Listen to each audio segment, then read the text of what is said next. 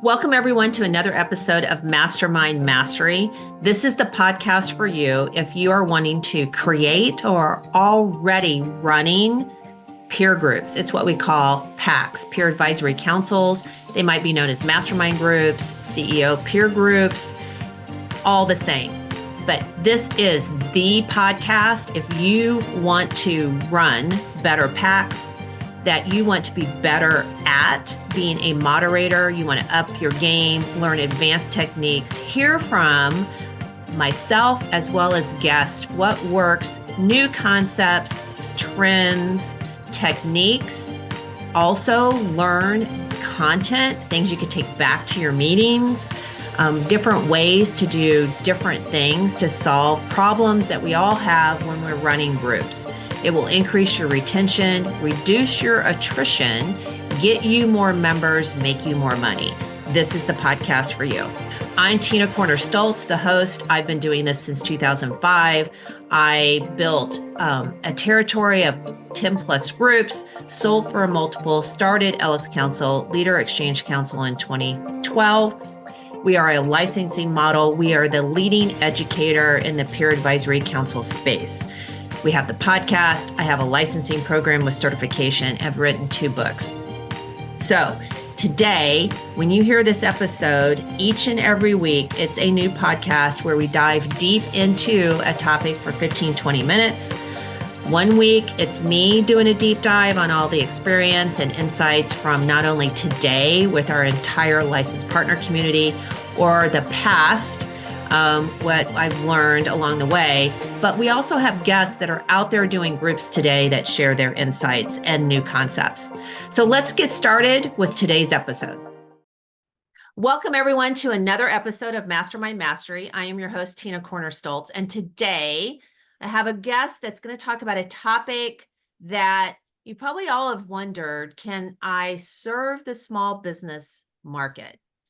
Is it possible? There are definitely challenges to that you might have ruled out, how important that market is, et cetera. And I have been fortunate enough to meet Leo, who is going to talk a little bit about this and how he got into this space and his whole vision for it, a little bit about his model. And you should walk away with ideas yourself and an understanding that if you truly also have a passion about this particular space, not only can you reach out to Leo, but it will give you some ideas on what you can do in your own marketplace. So, Leo, welcome to the program. Thank you, Tina. Great. And so, Leo, can you tell everybody a little bit about, first of all, where you are and how you got into being one of the founders of Leading Peers, right? So I'm based in Weston, Florida, which is about 20 minutes west of Fort Lauderdale Airport, Fort Lauderdale City. How I got into it was really interesting. I'd always, since I became an entrepreneur, read books to train myself on how to scale my company. And I read all the classics, the Good to Greats, the Built to Last, all the great books. And one thing that kept coming up was the importance of peer-to-peer networks or peer-to-peer learning environments for business owners. And I said to myself, I have to join one of these, but I was always traveling or I was moving internationally. Or having kids. I was super busy and I always put that off. So finally in 2019, it caught up to me and I realized I have to do this now. So 2019, let me take you back there. I had a company with 45 full-time employees. We had full-time employees in 10 different countries with offices in all of them. We were doing $12 million of revenue and things were starting to get really challenging. And I really wanted to scale to 100 million. So I'm like, I've never done this. I have no idea what's going to come up. I need to find the right peer learning environment. So I went and joined Vistage. I thought, okay, it's one of the 3 flagship organizations along with YPO and EO. Let's go and give it a try. And it was really good for me. It was really, really beneficial. But then a year after I joined, the pandemic started and my corporate events business came to a complete standstill, Tina. There was no revenue overnight. Imagine going from 12 million to 0 in revenue and no end in sight, because it really depended on whether there would be a vaccine. People would go back to doing events. Right. So it was so very scary times. And especially in my line of business, it was going to be the last one to come back after the pandemic. So I realized I'm an entrepreneur. I have to find a way to continue to be an entrepreneur in this tough environment. And while I didn't shut that business, I realized I needed to leave that business. So I found a CEO to replace me. And I said, what am I going to be the CEO of? And the more I thought about it, the more I realized what I was all about was leadership, entrepreneurship, small and mid-sized business, growth, personal development, professional development, and community building events. That was what I had done my entire life. And I was so passionate about it. So I'm like, how can I build a business out of it?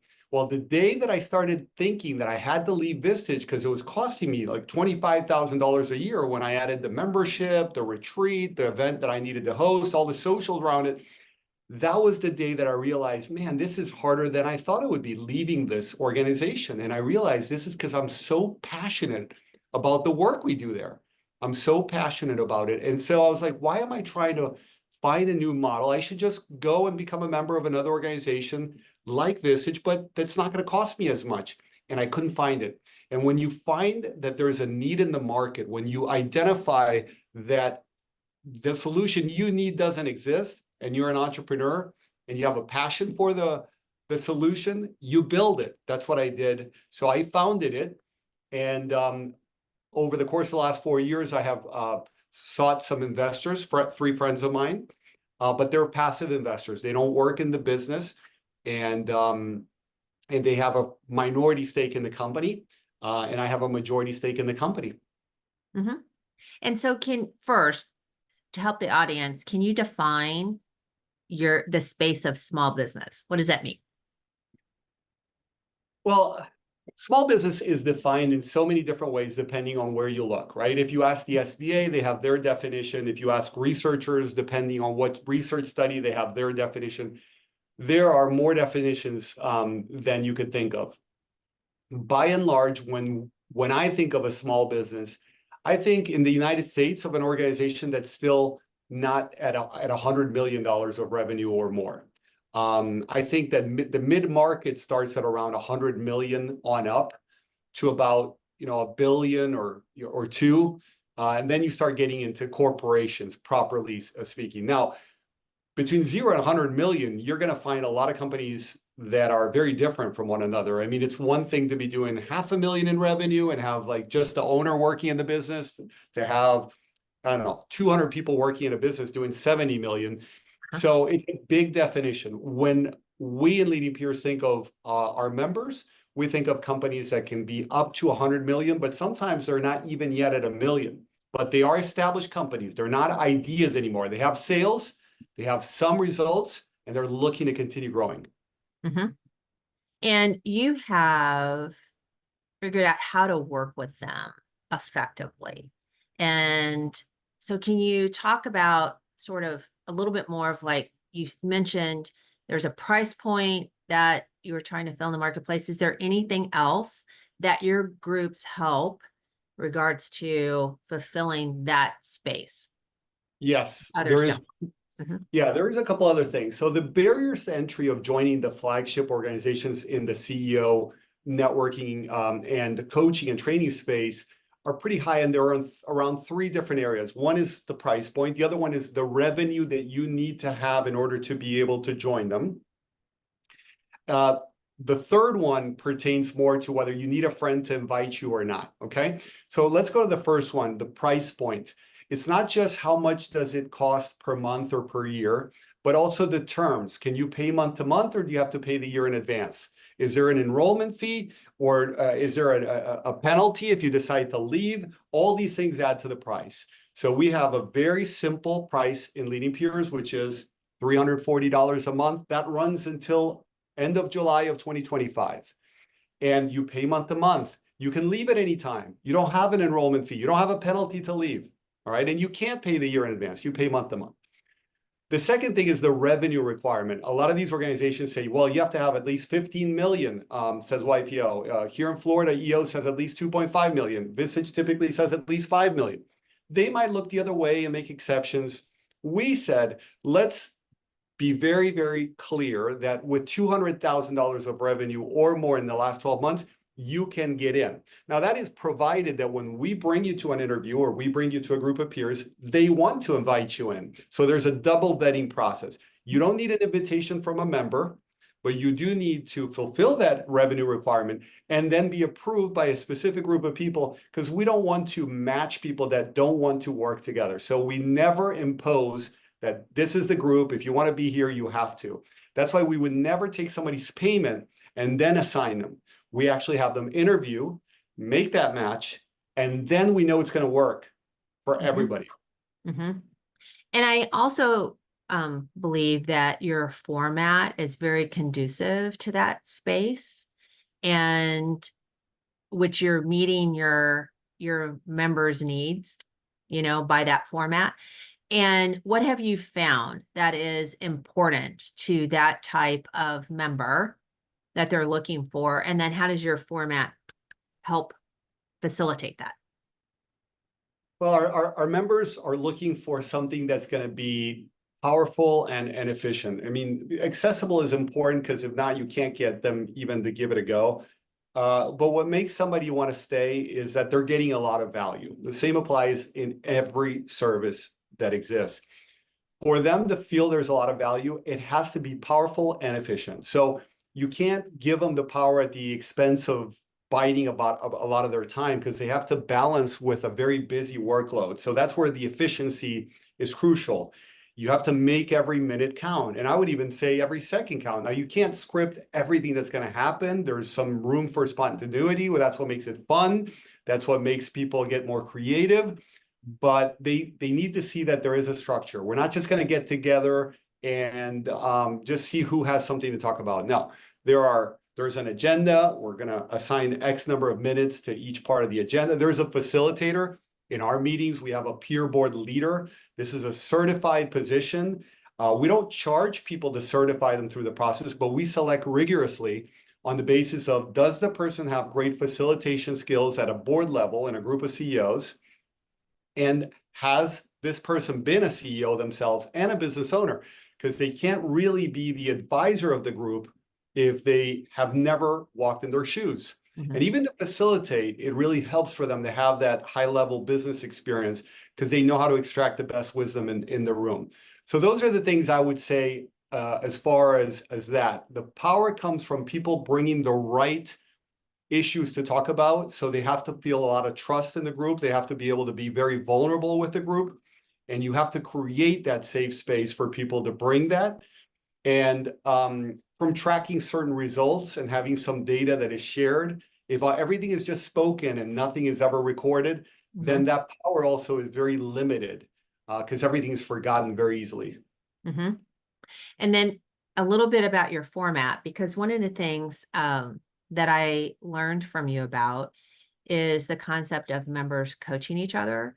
So, that plays a role versus a coaching session in between your meetings. Can you talk a little bit about that concept and kind of how did that happen that you figured that out? Yeah, it's a great question, Tina. So in Vistage, my experience is that you would have a coaching session with your group chair. And that added a lot to the cost of the membership.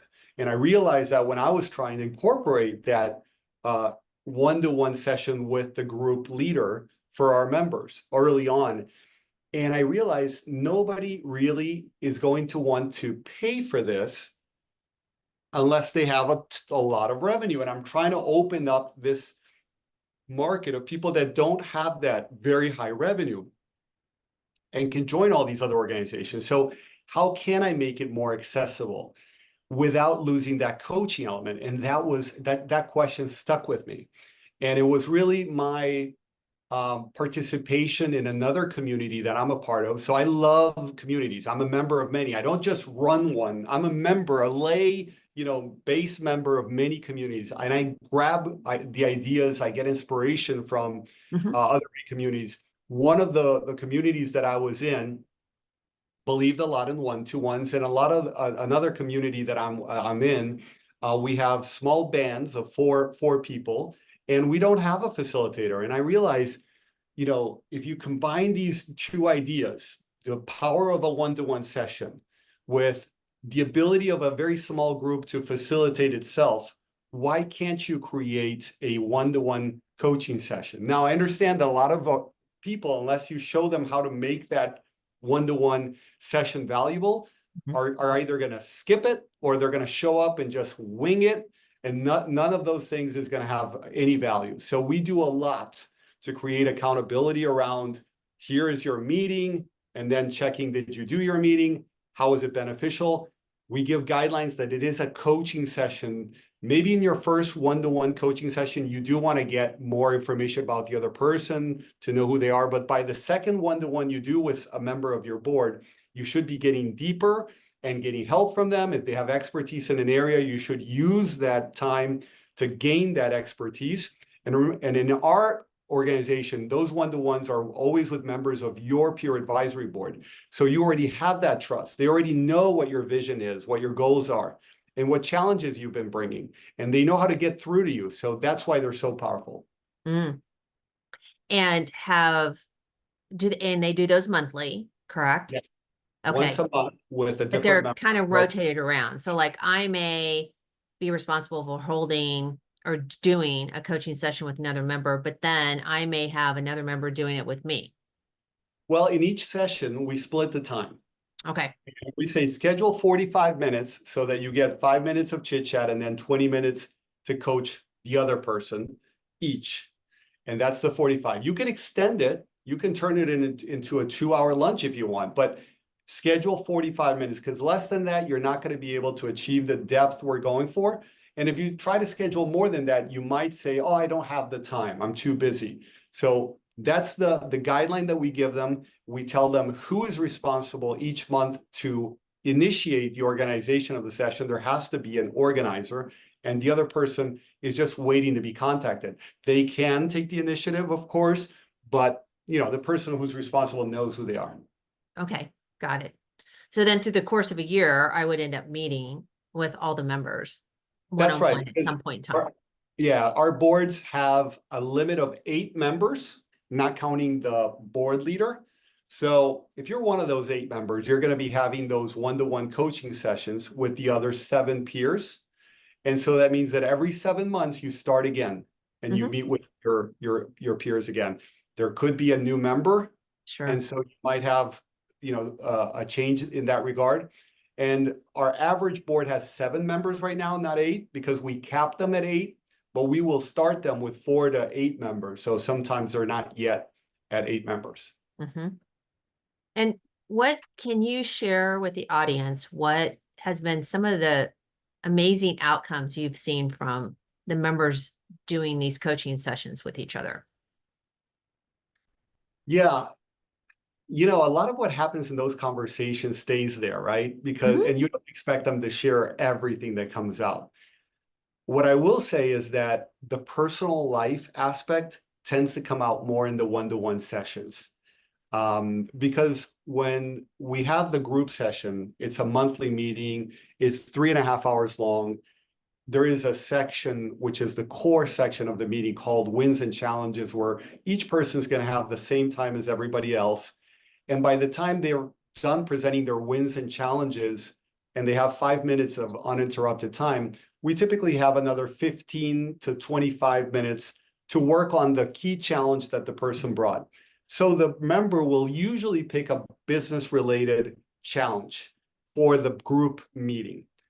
Sometimes they bring a personal challenge, but they just name it as one of their 3 challenges, and we don't go in depth in the group meeting.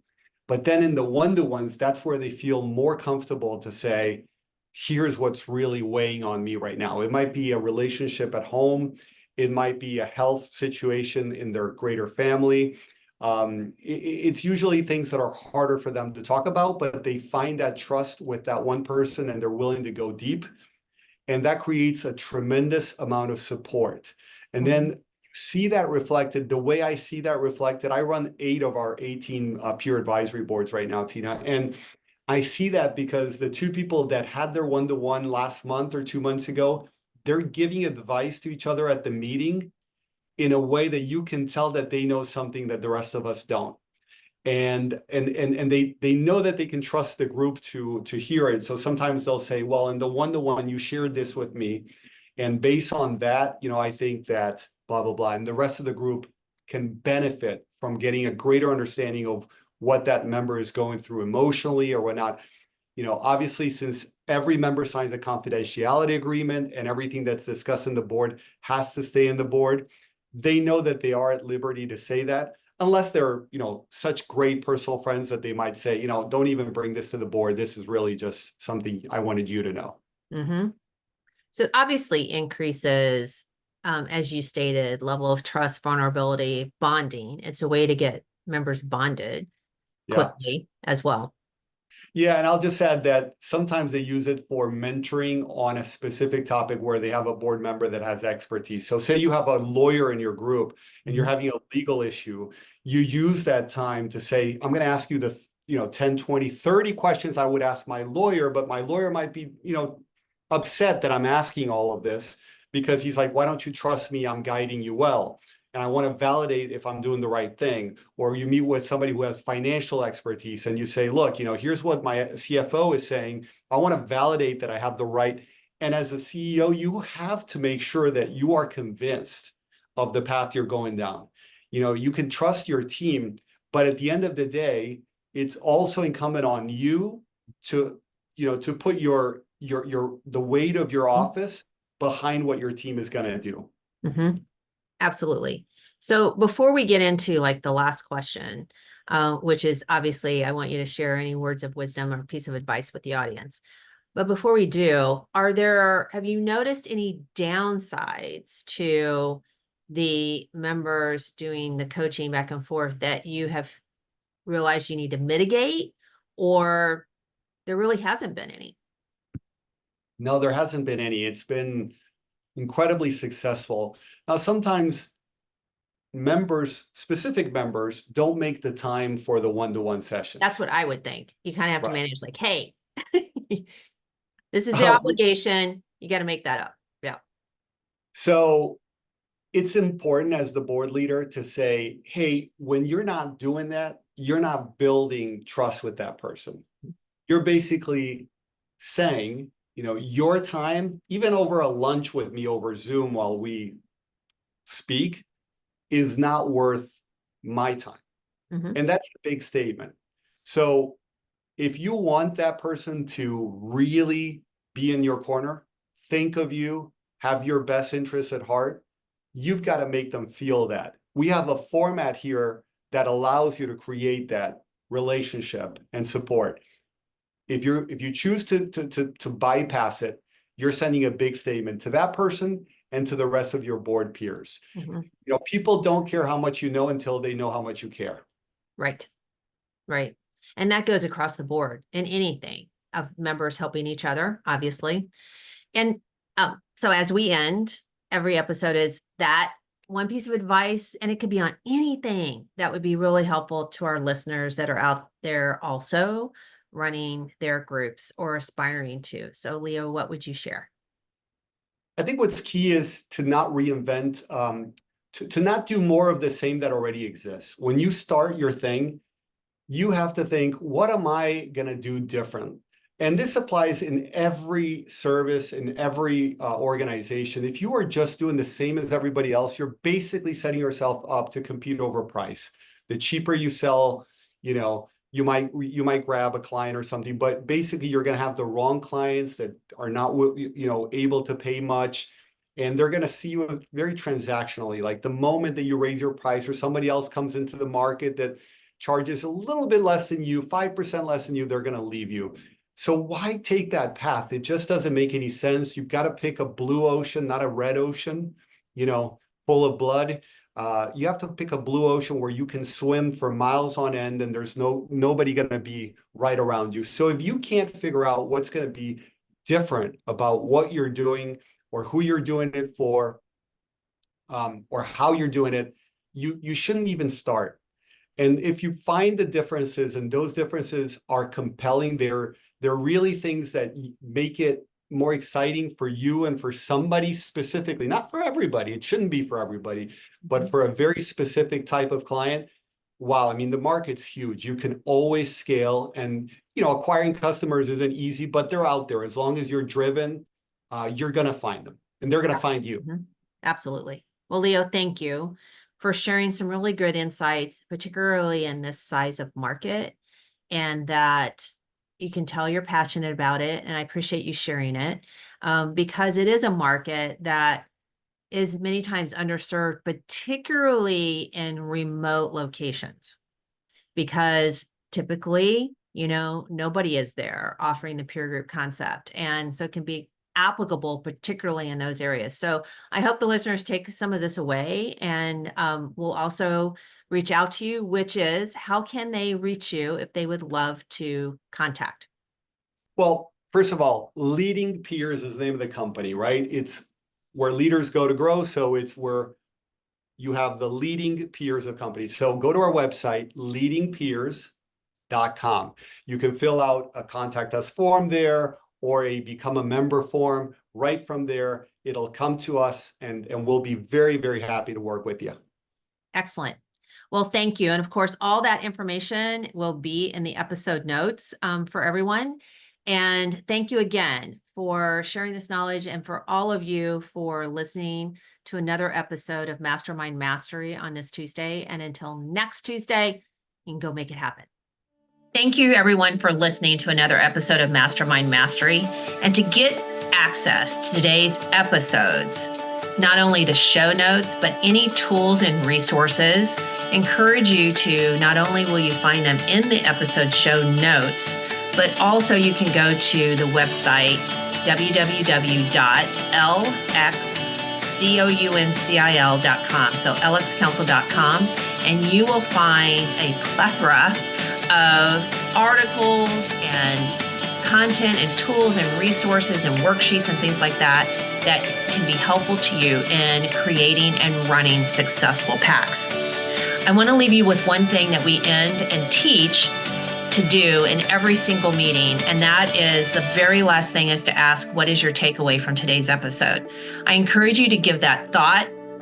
Take advantage of the time you just invested in listening to the episode, and what can you do to move one step closer to the vision that you have and the goals that you're trying to achieve with your groups.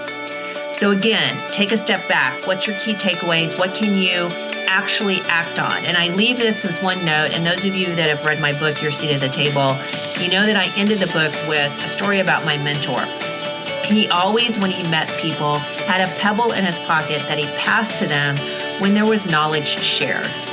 And so I ask you today to think about that pebble concept, and to pass what you learned today on to someone else, which could be your members, or take it internally to yourself and act on it. So now go do something with those takeaways.